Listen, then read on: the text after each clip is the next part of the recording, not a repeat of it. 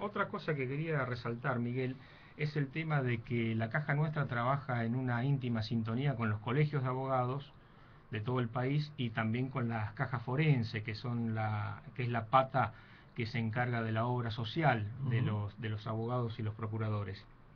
Esto es muy importante. Por ejemplo, estamos desarrollando toda una tarea en lo que refiere, por ejemplo, en la defensa de las incumbencias profesionales, en el estudio de la legislación, de los proyectos de ley que se sancionan. Por ejemplo, la Caja Nuestra ahora forma parte de la mesa convocada por el gobierno provincial que se encargaría de producir las propuestas para la reglamentación de la ley de mediación. Bueno, la Caja Nuestra tiene una postura muy clara junto con la Caja Forense en cuanto a que la mediación debe reglamentarse en el sentido de que se deben respetar los aportes profesionales, porque es una tarea jurídica que hacen los abogados. Como bien sabemos, la mediación quedó en manos de los abogados y los procuradores. Otras funciones es, por ejemplo, que se están dando en cuanto a incumbencias profesionales, es la modificación del Código Civil, que ahora hay una comisión que está funcionando a nivel nacional por un decreto presidencial de unificación del Código Civil y Comercial de la Nación. Esto nosotros lo estamos siguiendo muy de cerca porque puede tener consecuencias impensadas si se actúa con apresuramiento en este aspecto. El Código Civil nuestro viene del año, ¿saben de qué año viene? 1871, Sí. de la época de las carretas. Sin embargo, un código muy sabio, porque hasta el día de hoy, con algunas modificaciones, sigue estando vigente. Muchas veces lo viejo no significa que sea malo. ¿No? Y el Código Civil, si uno lee abajo las explicaciones que da Vélez Sarsfield en algunos artículos, uno se lleva sorpresa, porque tiene la sensación que así fríamente el Código Civil no tiene un fondo social muy determinado, sino más bien, respetando la época, era más de tipo individual, individualista. Pero cuando uno revisa la parte del derecho de propiedad y demás, y te encontrás que abajo en la explicación dice una cosa que si vos lees el texto no te sale eso, que dice la propiedad cumple una función social. Claro, ¿Eh? claro, exacto. Lo cual se protege muchísimas veces. Tal es ahora que la defensa hacia el desalojo, un montón de cosas surge, Sí. las usurpaciones y todo surge de ese derecho. Después, con la reforma del año 1968 se incorporan determinados institutos, como por ejemplo, hablando de la función social, el Instituto del Abuso del Derecho, en donde uno puede hacer uso de su propiedad, del derecho de propiedad, pero no abuso. ¿Qué quiere decir esto? Que el derecho de propiedad no es absoluto. No es absoluto. Nunca Bueno, es absoluto. Y si no, no existiría, por ejemplo, la expropiación. claro. La expropiación por interés público. Si usted tiene un campo, el derecho de propiedad sobre ese campo no es absoluto, porque si por ese campo tuviera que pasar una autopista o una ruta, el Estado podría expropiarle, indemnizarle obviamente, pero tendría que cederle la propiedad a la comunidad, sería, ¿no? Porque es un fin superior el que estaría en juego. Y con todas estas modificaciones que vos podrías hablar, bueno, la unificación nos traería a lo que es en Italia el Código de Derechos Privados, ¿no es cierto? Sí, sí, tiene sus problemas el tema No, de la no, por supuesto, unificación. ya hubo un proyecto en su oportunidad. Hubo dos, uno en la época de la presidencia de Alfonsín, en el año 87, y otro en la presidencia de Menem, en el año 98. Ambos naufragaron porque eran proyectos muy mercantilistas. A ver, si queremos unificar el derecho civil con el derecho comercial, vamos a encontrar una contradicción, porque los rigen institutos distintos. Insisto. El derecho comercial tiene netamente eh, principios como por ejemplo el tráfico jurídico, tiene principios como por ejemplo el fin de lucro, tiene un montón de principios que hacen a la propia dinámica comercial, que son distintas a la del derecho civil. Por ejemplo, ¿dónde estaría el instituto de la lesión subjetiva? Cuando en derecho civil cuando hay un aprovechamiento de la inexperiencia, de la ligereza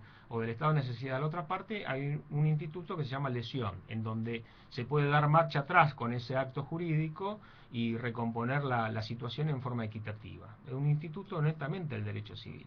Ahora bien, si le ensamblamos el derecho comercial, corremos el riesgo de crear una mutación, una especie de engendro. ¿Cuál derecho prevalecería?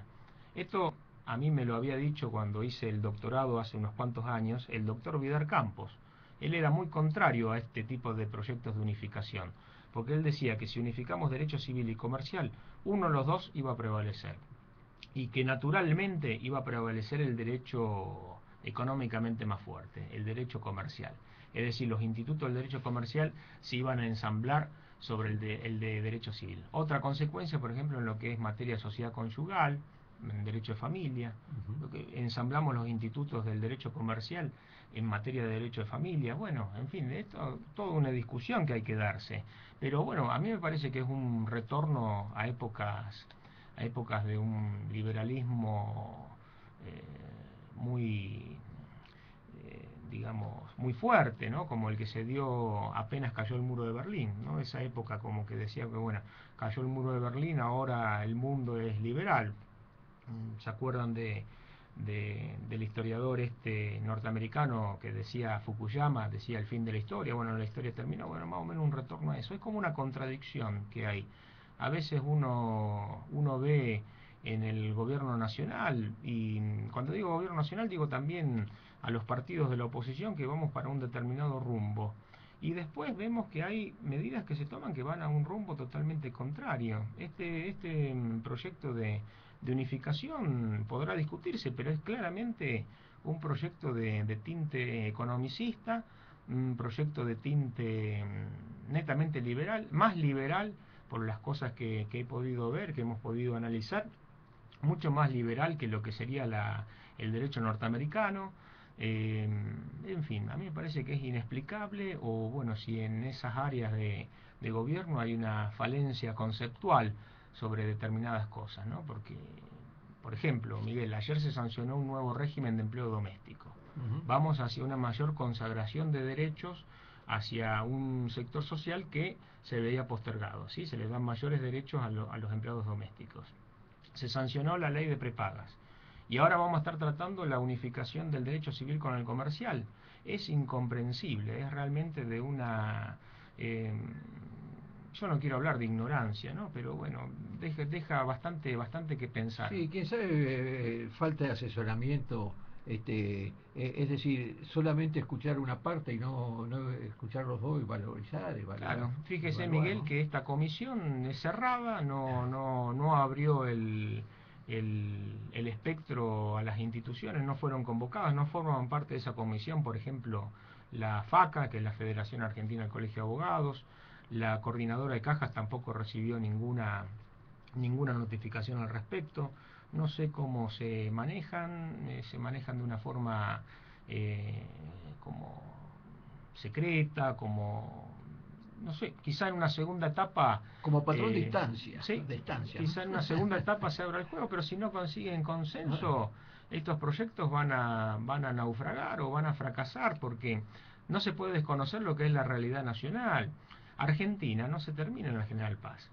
Argentina es uno de los países más extensos de la Tierra. Tenemos 23 provincias y después el distrito de la Ciudad Autónoma de Buenos Aires. Es decir, que no podemos agotar en capital y en el conurbano de Buenos Aires lo que es la realidad social de todo el país. Es muy distinta la realidad de Salta, la realidad de Misiones, la realidad de Santa Fe.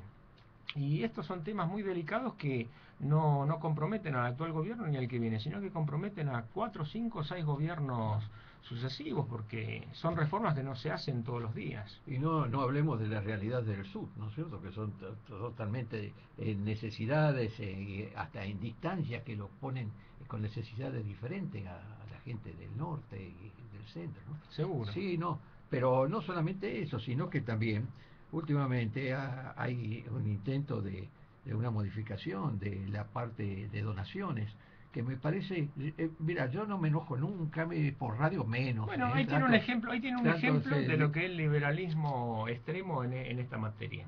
en materia de donaciones. Claro. La eliminación de la legítima también es otra de las cuestiones que también ahora se están incorporando vía unificación de códigos. O Pero sea que fíjate vos unifican que la códigos. donación es, con la abolición de la legítima, es un atentado contra la familia. Con el derecho de familia, en una parte sustancial cae totalmente. Es decir que yo, porque estoy peleado con 2 hijos, lo desheredo. ¿Cómo hago una donación? Más puedo desheredar a todo el mundo, hasta a mi mujer, hago una donación a un tercero, Sí. con un usufructo de vida.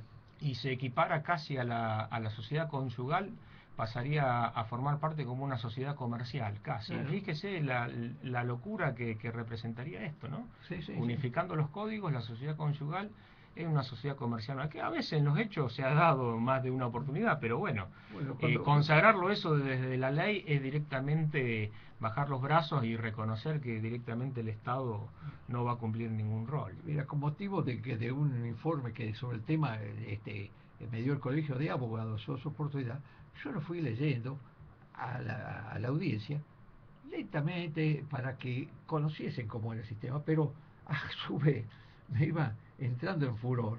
Hasta después el operador me dijo, el golpe que le diste a la mesa salió, porque llegué a creer que no puede ser, hay cosas que, y sobre todo que diputados, abogados hayan aprobado y hayan votado a favor, abogados santafesinos que son diputados nacionales. Bueno, es terrible a veces las cosas que pasan, ¿no? Y uno ante la ignorancia de cómo se cocinan estas cosas, cree que se hace por ignorancia, y quizás no es por ignorancia, sino por intereses de algún tipo, como en este caso, lo digo yo, no te comprometo, como en este caso se trata de un lobby total de los escribanos, exclusivamente. Ahora, la gente, cuando tomen conciencia de que le va a salir más barato hacer una declaratoria y una sucesión que una escritura de donación, mucho más barato, se va a dar cuenta que hubo la posibilidad, esto fue hecho no para beneficiar a nadie, sino para beneficiar a un grupo.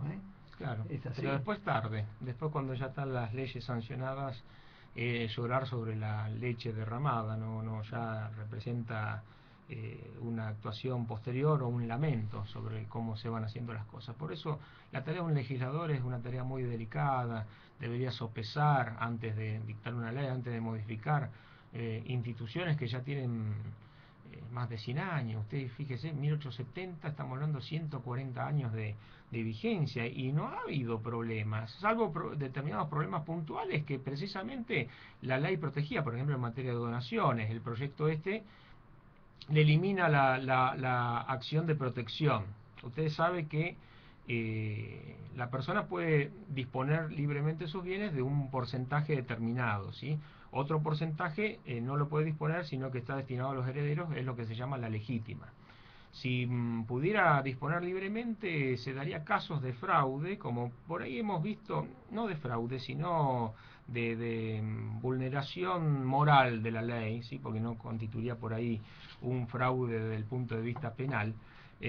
Por ejemplo, en un geriátrico se dan muchas veces casos de que una persona le termina transfiriendo todos los bienes a quien por ahí estaba cerca cuidándolo, o alguna enfermera, en fin, y bueno, y entonces uno le cabe la duda de si ese acto fue libre, fue voluntario, si no hubo determinada presión. Formalmente lo Sí, llevan porque la presión no solamente es una presión física, sino hay una presión moral, una presión de mucho tipo, psíquica, psicológica, ¿no? Entonces, bueno, hay un montón de cuestiones que ya directamente se eliminan y el proyecto de unificación va a ser directamente un derecho destinado a los lobos y no de protección a las gallinas, digamos. O sea, es un derecho de los lobos.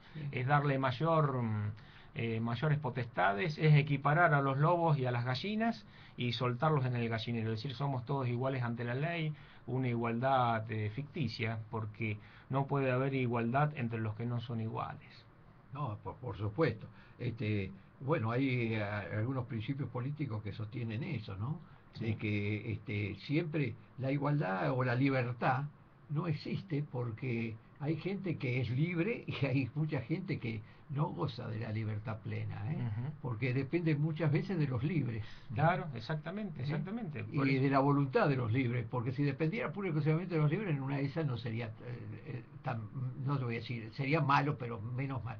Pero no, acá depende de los intereses de ellos, ¿no? Y de la injusticia que muchas Es veces un se comete. retroceso, es retroceder más de 100 años, todo lo que era la famosa cuestión social, cuando incluso en muchas constituciones se incorporó los derechos sociales, ya en la constitución mexicana del 17, la constitución del Weimar del 19, acá en Argentina con la constitución fallida, ¿no? Que fue derogada por un bando militar, la del año 49, se consagraron los derechos sociales. Después, bueno, quedó el artículo 14 bis con una convención posterior en el año 57.